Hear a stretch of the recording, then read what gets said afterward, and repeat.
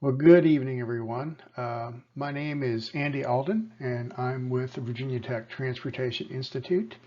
I'm glad to be here today to talk to you about some advanced vehicle systems and how those vehicle systems might be used to prevent or mitigate animal vehicle conflicts. Modern vehicles are pretty capable and complex. And in many ways, they're a lot like our smartphones in that they have a lot of computing power on board and a lot of sensors and also communication capabilities.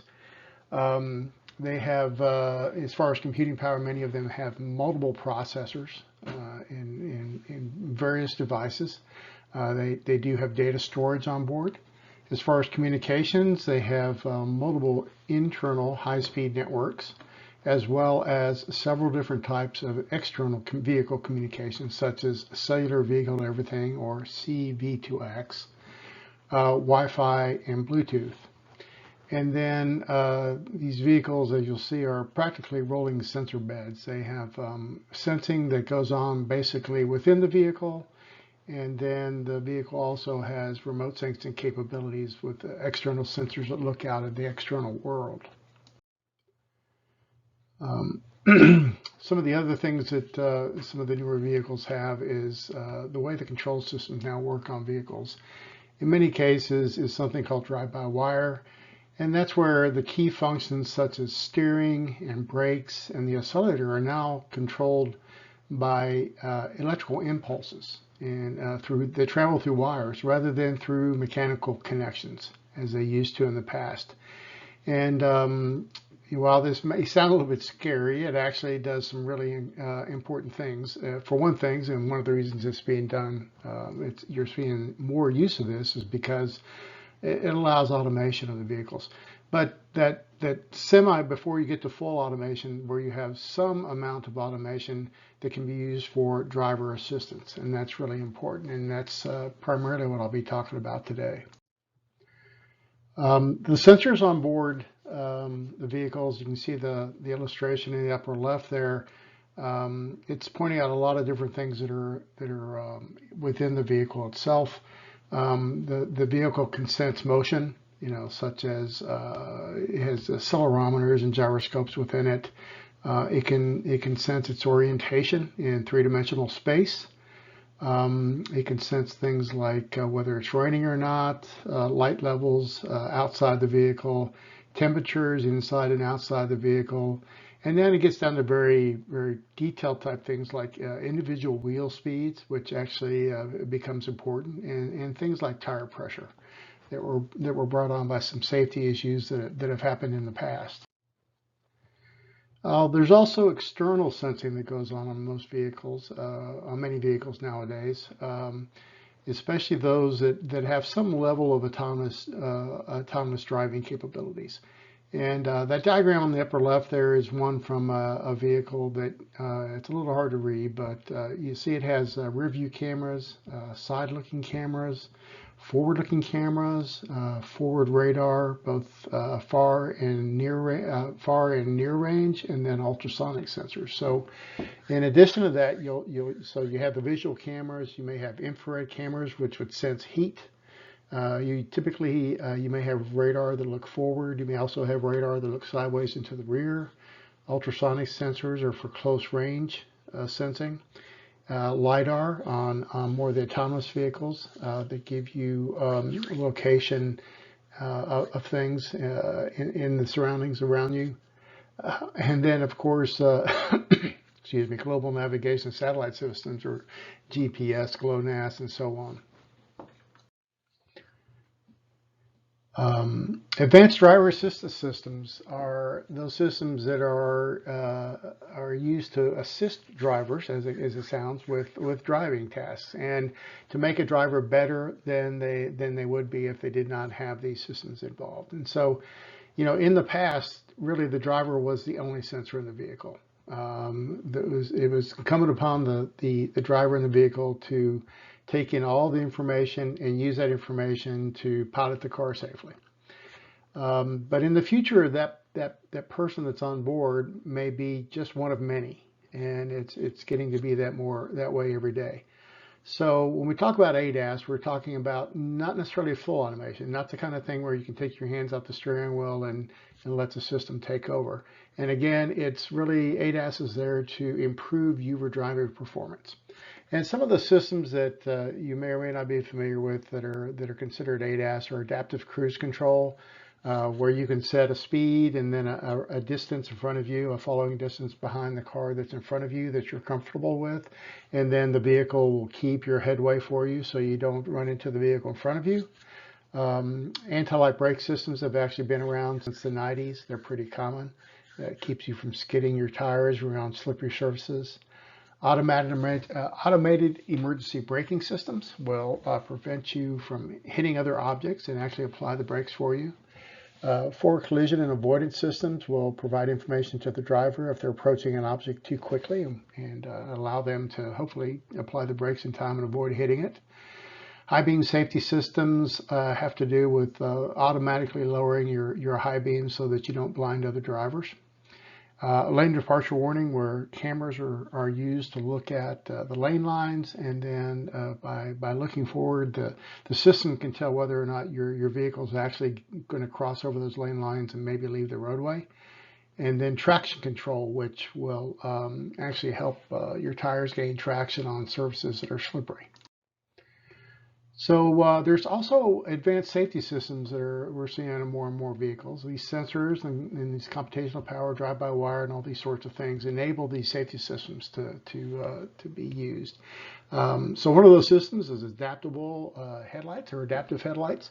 Headlights can be steered. They can be configured so they don't blind oncoming drivers. They potentially can even be used to target the areas beside the roadways rather than on the roadway.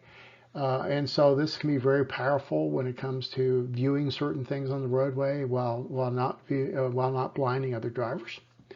External airbags are being experimented with, and I'm not sure that any are in production yet. But the idea is that external airbags on the outside of the car help cushion the blow for anything that's hit by the car, whether it's another car, an animal, or a person. Variable suspensions are kind of like the drive-by-wire version of a suspension, where you can configure how the suspension handles actually, and lock it up or make it ride more roughly or stiffly, just with using these controls that are electrical controls. Infrared vision systems have been around for a while, but because of the cost of the sensors, they haven't seen a lot of use. But the price of the sensors are coming down, and so those are going to be more commonly used. And then there's some interesting glare reduction systems out there now that use a forward-looking camera to determine the location of a glare source, look at the location of the person's eyes, and then like a liquid crystal display that's in between those two objects can be used to minimize the amount of glare that occurs.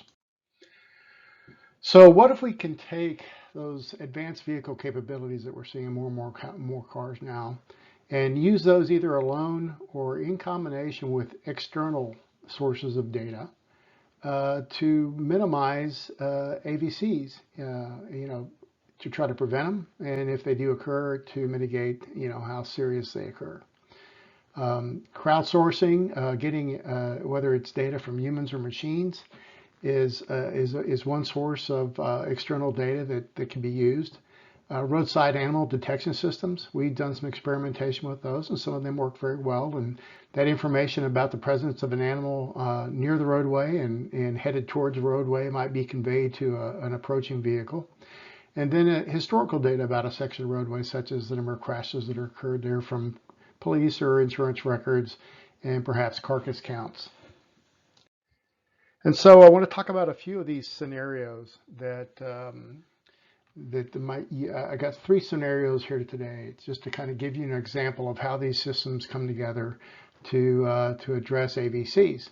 So in the first case, let's talk about this is one where the driver is key to it, and the driver is using a vehicle that has an adaptive headlight system. And so they can see the deer at the roadside better because they have that system. They also have a forward glare reduction system in the vehicle that might reduce the amount of glare you get from other objects on the roadway, such as lights, signs, and other headlights.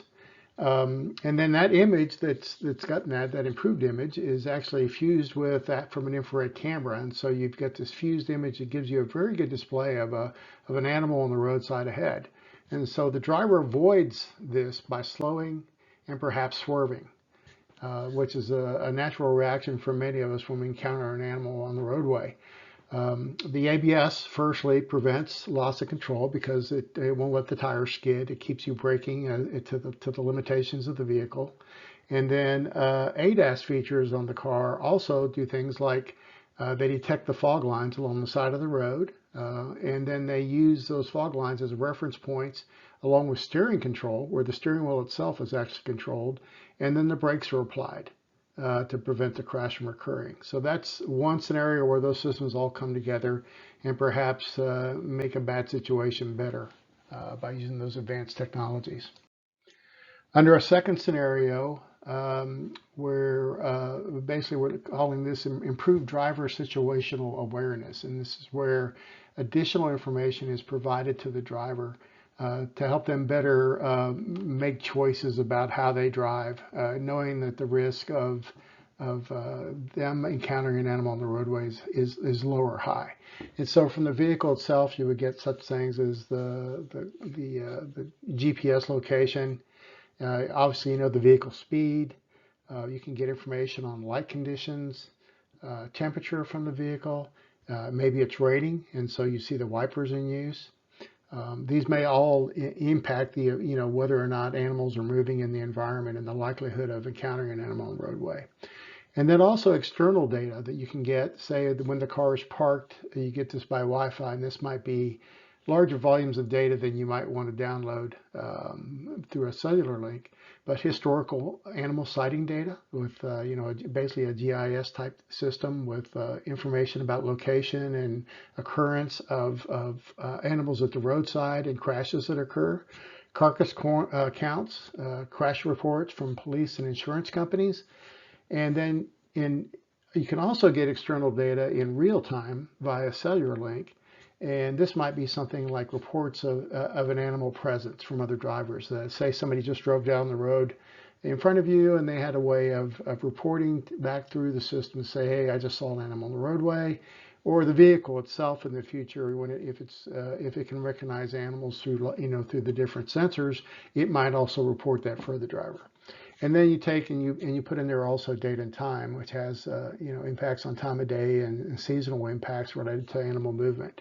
And then out of all that, you can get a number, basically a risk assessment number that is determined by an algorithm that's operated on board. It can be updated, otherwise through the Wi-Fi connection, but that algorithm determines a risk level and determines in real time what that risk is to the driver. And of course, some of that real-time data that can come in there, like the location of a deer on the road in front of you, can really increase that risk level. So that's that's really interesting how things like this can be put together to give people a better idea of how risky the area they're driving is from the aspect of animal vehicle conflict. And then finally, the third scenario, and this is more less driver and more machine driver or automated systems on the vehicle. So this vehicle has forward radar and many of the types of sensors that an automated vehicle might have. So the long-range forward radar detects the object at the roadside and tracks its movement. Short-range radar and camera is used to determine that a collision is imminent. The vehicle checks for trailing vehicles first using the rear radar. Whatever accelerometer input is going to the engine at that moment is canceled, regardless of what the driver themselves is doing, because we have control again by wire. Steering input is limited to prevent excessive evasive maneuver by the driver. This is again a by-wire type control. And then the front suspension is locked to prevent the vehicle from pitching too far forward and pushing the animal into the windshield.